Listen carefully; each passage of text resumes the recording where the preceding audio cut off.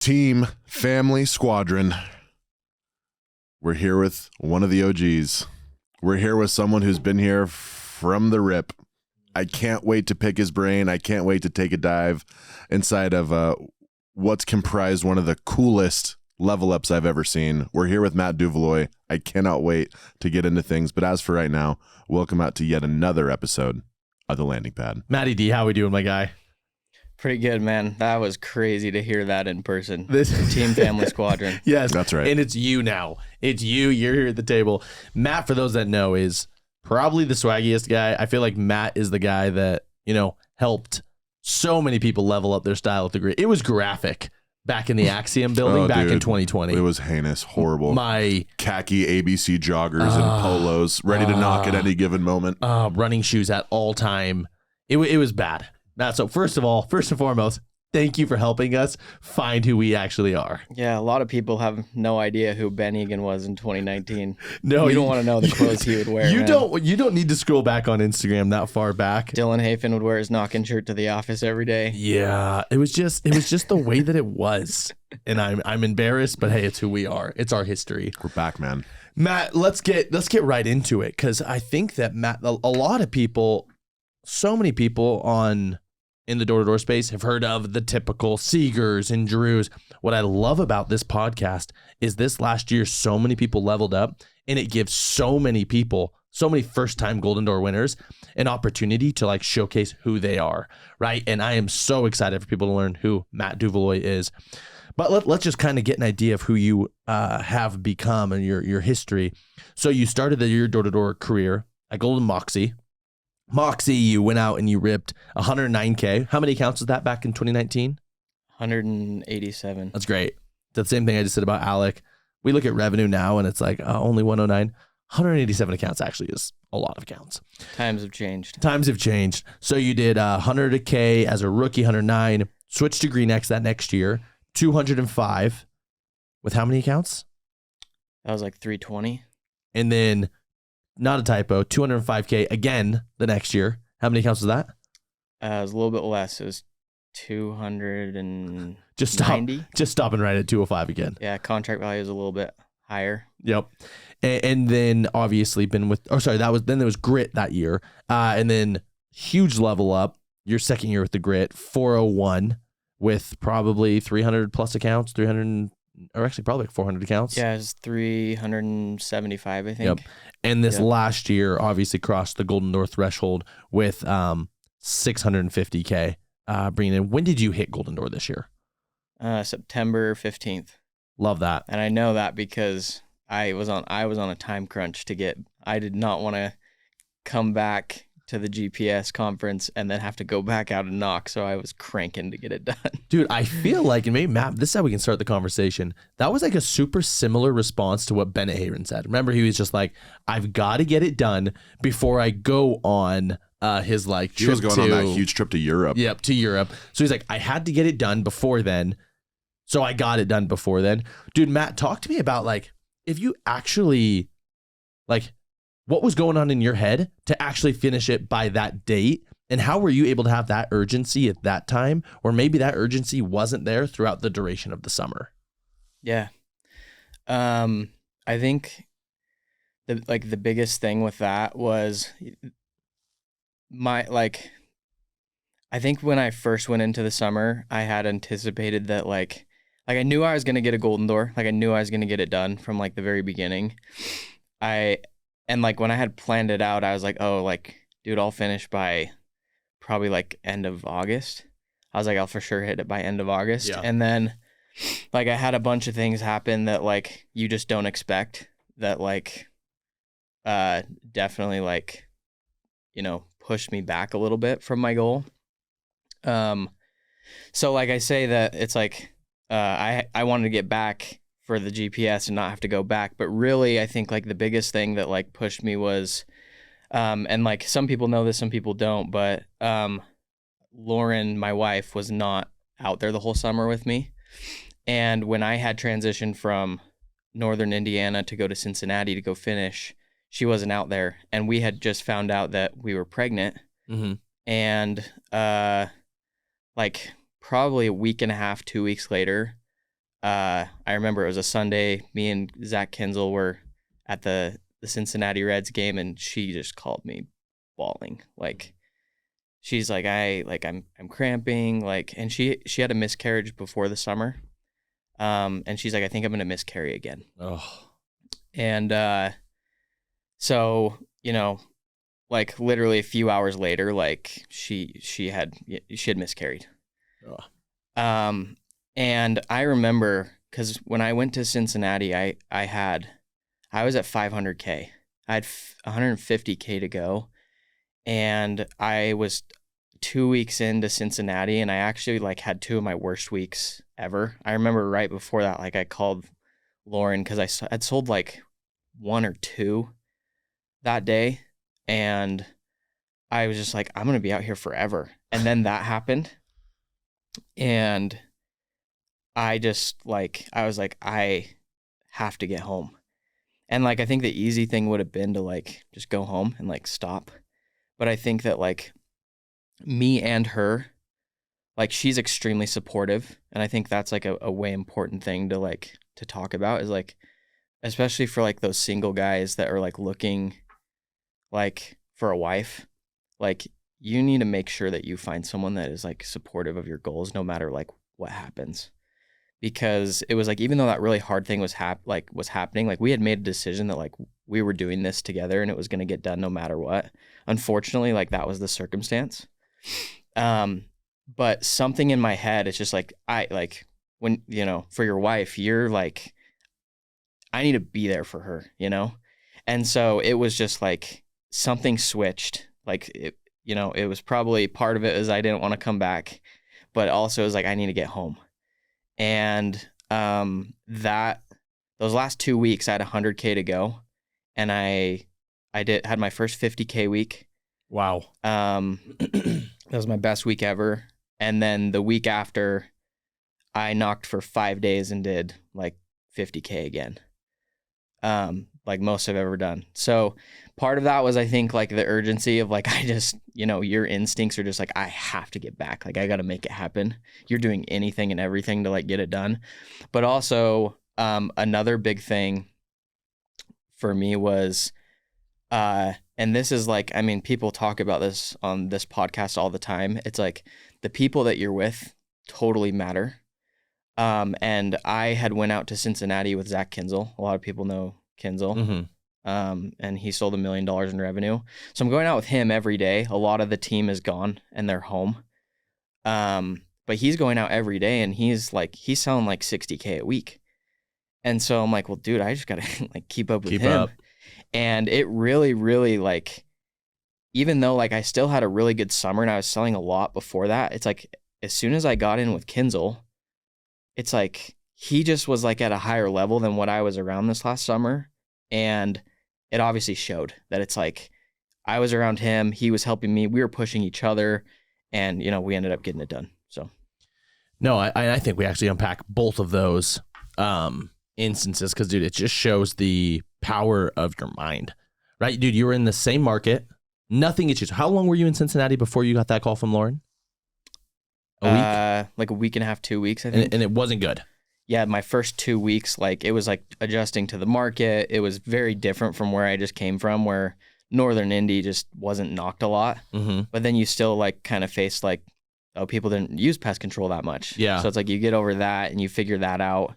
And but like to that point, yeah. Right? It's like, dude, nothing really changed. Like, yeah, maybe you were like getting used to the market. Maybe you were like learning the new companies. Yeah. But like when you're selling at an elite level, those things don't matter that much. Like realistically, right? Which is it's a small adjustment that you figure out quick. Yeah. When it's like, dude, you got that call, and then all of a sudden it was just like, dude, this is the power of minds. It's just like, all right, I got to get home. Like my wife needs me. And then it's like almost like the mother picking up the car off their child. You know what I mean? It's like almost that kind of mindset where, dude, everyone is capable of so much more if they're able to unlock that, like that switch, find that fifth gear. And for a lot of people, they're just never in the environment to be able to unlock that fifth gear or find that fifth gear. Well, first of all, like I know Lauren's a rock star, and she's pregnant now. Yeah, right now, far along. now. How when's the baby due, by the way? June. So she's Coming right out. now. She's about halfway. Love that. Yeah.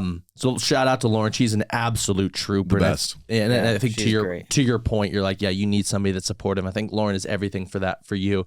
But I think it's just something so interesting that, I'm not saying it took that to unlock that within you, but that first portion when it comes to mindset, dude, when you just need it, to Adam Hayren's point, dude, when you're desperate, maybe it was Bennett, when you're desperate, dude, desperation causes you to just like unlock something within yourself. And it sounds like at that point you were just desperate, right? Yeah, 100%. You just had to get home. Do you feel like, so then knocking with Kinzel, because you knocked with other Golden Doors throughout the rest of the summer, what about Kinzel do you feel like, what separates $1 million rep from a 650 level rep? Well, now that I've like kind of seen both sides, I mean, I've never done $1 million, but like, I know I could. Like seeing it, like I know I could, because really, like, I don't think there really is much of a difference. I think really it's just a choice. Like I think if you can do 650 or 700, like you can do $1 million. It's just like, it's a choice and it's a belief.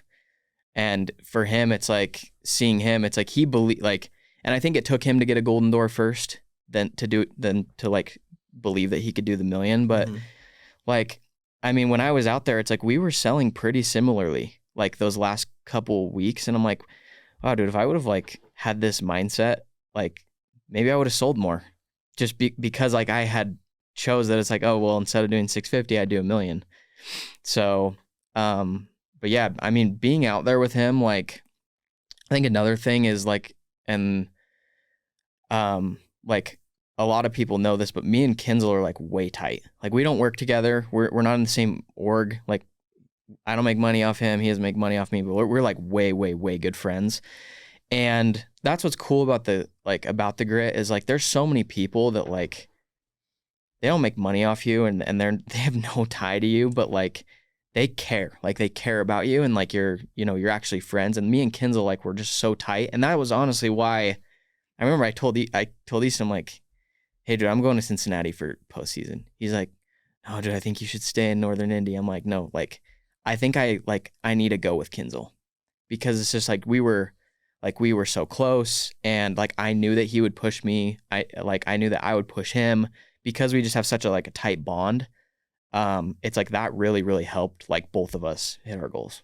No, that's unreal. It's amazing. No, and it worked. Yeah. It was a place for you to be. Yeah.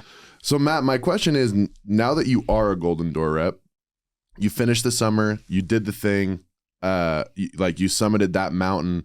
Like, how has your view of yourself changed, and how has this off season been different than any other off season that you've experienced, now being and viewing yourself as a Golden Door rep? Yeah. How's like recruiting been different? How's life been different? Just what has been the difference in your experience from this off season versus any other that you've had? Yeah. Well, I think one, like my view of myself, like I think I've always been a pretty like confident person. Like I've always like thought I was, pretty good at most things that I do. But I think like the fact of like doing something that was like extremely hard, like harder than I thought it would be, like the fact of just accomplishing that, like just made me believe that like I can do so much more. But on top of that, like, and a lot of people say this, it's like, I didn't want to like win a Golden Door for myself.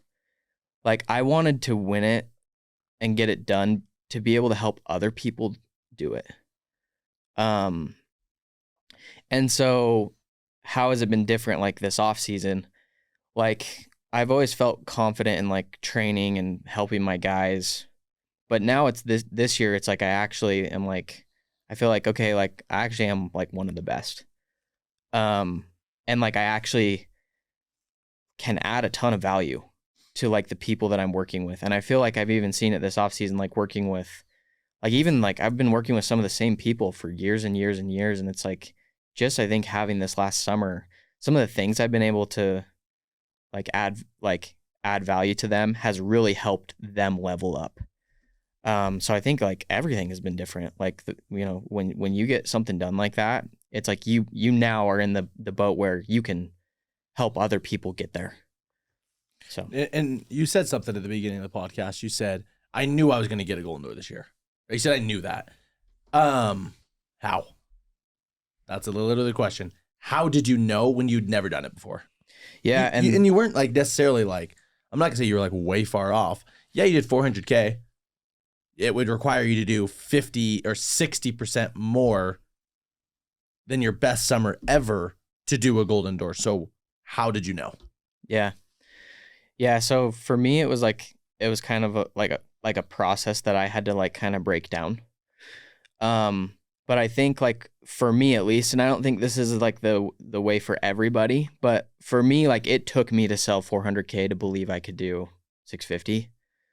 But I think the biggest thing is like the first thing was like I had believed that I could do it because I had seen so many other people here do it. And when you see so many people, like when you see so many people doing something, like your belief to be able to like for yourself to go do it is so much higher. Like this year, I think we're gonna have way more Golden Doors and way more $1 million reps than ever, just for the fact that like more people are seeing that it's possible. Mm-hmm. So I knew that like I could sell, and I knew I could get it done. It was like for me, and this is what I tell everyone, it's like, you can get it done, but like how quick can you get it done? Yeah. Because it's like, especially now, it's like, well, dude, you could knock year round. Like most people aren't willing to do that, but it's like, dude, if you knock year round, like a lot of people could get Golden Doors. So for me, it was like, I knew I could do it because it's like I had sold 400K, it was 250K more than I needed to get done. It was just like, how quick could I finish it? And what would you say to the people that maybe they think they can do it, but they don't quite have that belief? What was it that in the off season, besides the fact that you're like, I think it's like a process, I had to do 400K. What if I did 300K this last year? What advice are you giving to me? I say, I want to do a Golden Door this year. I just need to believe it. How can I get that belief? Yeah. I mean, I still think you can. I think that really like, if I were to go back, like I think even after my 200K summer, if I would have known what I know now, and I think that like we have so much more resource now to be able to like help with that belief. Like I think I could have went from 200K to 650. And you think it was just a belief thing? Yeah. Or what advice are you giving me? Yeah. So for that, it's like there's a difference of like saying you believe and actually believing. And I think like really only you know if you actually believe it. Yeah, 100%. Like deep down in your heart, like, dude, you can be like, oh yeah, like I believe I'm going to do it. But then you're in the back of your head like, I don't know, man. Like I have doubts. Like I have doubts that I'm going to do it. And like for me, it just wasn't, I never ever had a doubt that I couldn't do it. But also at the same time, like I never ever had one thought the whole entire summer that it was like, I was not going to get this done. It was like, I had already gotten it done before I went out. It was just like, I just had to follow the process to get it done. And this kind of goes into the next part of it because the belief is the first part, but the second part is like what you're doing when you're out there. And I think people overcomplicate it.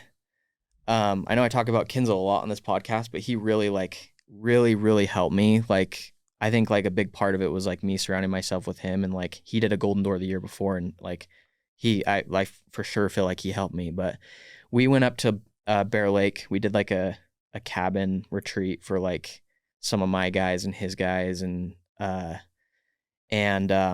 he said something that like stuck with me the whole summer. He was like, when I go out, he's like, I have tons of choices that I make during the day, and you separated into two categories. It's, does this choice help with my goal, or does it like push me away from my goal? Right? It's like, does getting out to area later help with my goal or push me away? Does stopping at a gas station 2 times to go to the bathroom and get an energy drink help me with my goal, or push me away? Does knocking a full Saturday help me with my goal or push me away? And when I was out there, it was just like, all I had to do was like be disciplined enough to pick I needed to do what's going to help me with my goal. And it would get down to the point where like I'd be in the middle of a pitch and like, I'm like, oh, I'm going to walk away. I'm like, wait, if I go one more round, will this help me with my goal? Yeah.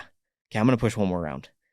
So like after that belief and then getting out there, all you have to do is be disciplined. You be disciplined and make the right choice. That goes into every decision you make all summer long, right? It's like it even goes down to like, what lunch am I going to eat? What time am I going to go to bed? What breakfast am I going to eat in the morning? Like, is this going to help me or is it going to hurt me?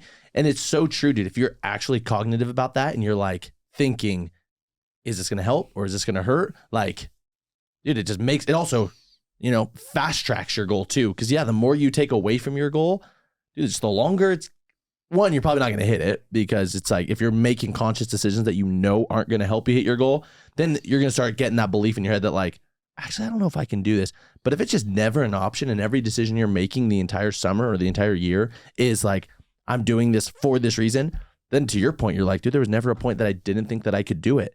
I think it's because every decision that you were making throughout the summer was, I'm doing this for this. Yeah. This is why I'm doing this. To me, this is like what we're talking about. This is stacking dubs. Yeah. Like when we talk about like snowballing, when we talk about compounding, when we talk about stacking dubs, this is it. So by the time that Matt's pulled up an area, how many decisions has he made that day that he deemed this is helping me towards my goal? Yeah. By the time he's pulled up, what is it? Okay, I forewent in the gas station. I got out of morning meeting quicker than I could. I had a good morning routine, whatever. I woke up when I wanted to. I had the kind of morning that I needed with Lauren. All of a sudden, he's 8, 9, 10 decisions deep before he ever shows up on his first door of things that helped him get closer to his goal in his mind. To me, like that stacking of continuous dubs, to me, yes, it's very actionable and very, just pragmatic. Like, just spend more time on the doors and you have a higher likelihood of selling more. That piece makes sense and tracks. But more so than anything, it's the diverting of all other priorities. It's the diverting of all other excess energy going other places other than the goal. And to me, like Matt's attitude this whole summer, really the whole last year reflected that. I remember he called Calvin and I, and there was just never like a question. He was like, oh yeah, I'm doing it. I'm getting it done this year. And he was like telling us the days that he needed to take off. We're like, really? Like, it's a lot. Like, and he was like, oh no, guys, like, don't worry. I'm doing this. I'm getting it done. Literally, that was the call. I remember it. Yeah. We were driving in a parking lot. You were driving in Arizona. We literally were driving in a parking lot trying to find a space in Arizona. And he was like, oh yeah, we're doing it. So that's another thing. So that this summer, because Lauren wasn't out there with me the whole time, but before that, I knew that like, and you have to create a system for yourself, and everyone's different. Like everyone is different. And I knew before I went out, because she wasn't going to be out there the whole time, I knew that like if I came back, I had planned to come back for 2 weeks during the summer. And in my mind, it was like, okay, well, if I come back for 2 weeks, worst case is I stay out 2 weeks longer, which maybe happened. But I knew that if I came back for those 2 weeks to like really fill her cup, like, because when you're out there in the summer with your wife, like, even if you're out there for 2 months, like you're with them for like an hour, a few hours at night. And it just doesn't totally like fill the cup. Where it's like, I knew that if I spent a week with her, it would fill her cup. She would be happy. And then I would be in a good place where I could go back out and sell. And I remember I told Calvin and Easton, I'm like, yeah, I'm going to come back for 2 weeks. And Calvin's like, I don't know. Like, dude, like, I'm not saying you can't do it, but like that might be like, that might not be like a great idea. Yeah. And like, I think for someone like maybe like Calvin, like coming back, or like Seeger, or someone that's like way intense. I think for most people. Most people, yeah. And like, I can't remember who I was talking to, but someone's like, dude, how did you like come back and then go back out? For me, having like a little reset was good for me and for her. And like I knew that our situation, that worked for us. It doesn't work for everybody, but I know me and my wife so well that I knew that was a part of that process for me that year to get that done. And if that didn't happen, I don't know if it would have. Interesting. Because and that's the point of these podcasts, right? It's just like, yeah, dude, there are some people that have to stay clocked in all like for example, Drew and Seeger, we ask them every time, how many days have you taken off the last 5 years knocking? And every single one of them, 0. Literally 0. Why is that? Because like, dude, those guys and a lot of the guys on the podcast, I bet if we were to ask how many days they took off, I would say of our 37, probably 34 of them did not take a day off. But that's why I love having guests like you on, Matt, that it's like, dude, some people like that reset, that like support that you need to give your wife so that you know that when you go back out there, there's no bad blood. You know that she's actually in your corner. You know that like she understands the why, the goal and everything. Whereas like, yeah, if you don't do that, maybe you're not sitting at this table this year. Yeah. Right. Because you're so different than everybody else.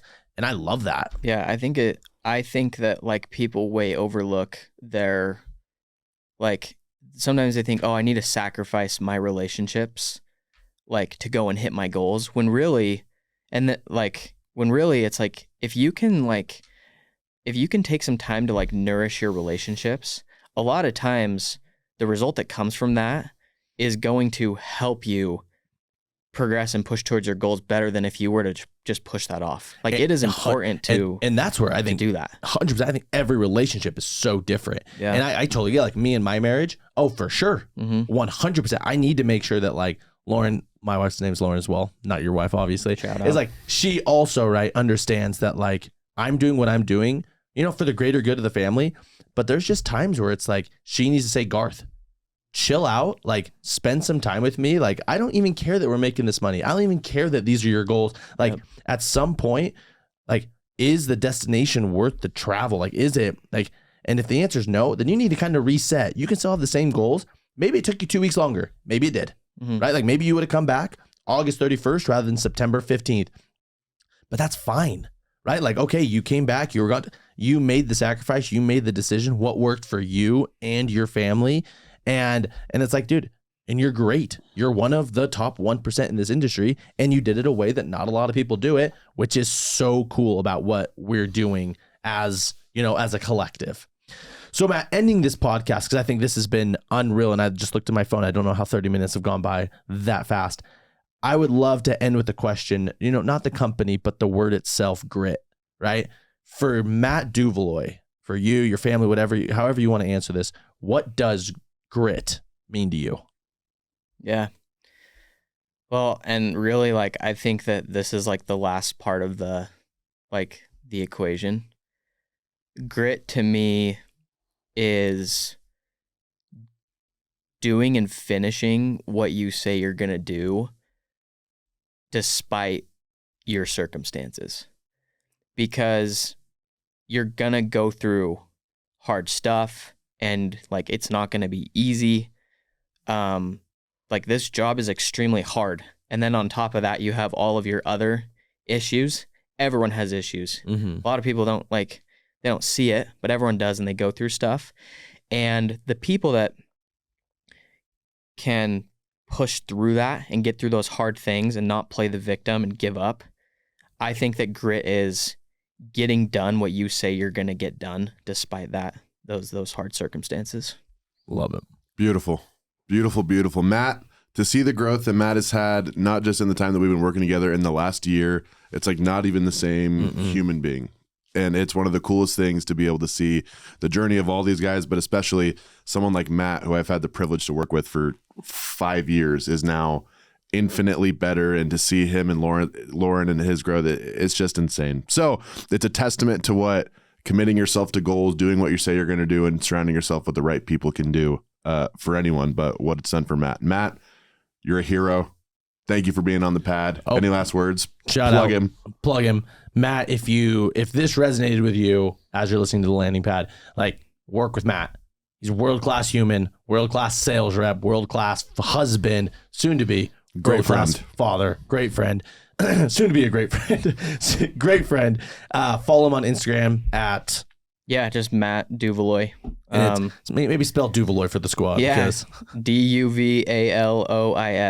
But yeah, no, if like seriously, anyone that doesn't work with us or does work with us, like I love even just like networking with people that I don't know. Like I love to talk not just sales, but like real estate and business and shoes, shoes, all the things. So yeah, definitely like I'm always down to chat. And like I'm always down to like if there's any way that I can help or add value, like, you know, whether we work together or not, like I'm always for that. Either hit him up. Abundant. Thank you, Mr. Matt. Matt, Garth, that's for this episode of The Landing Pad. We out.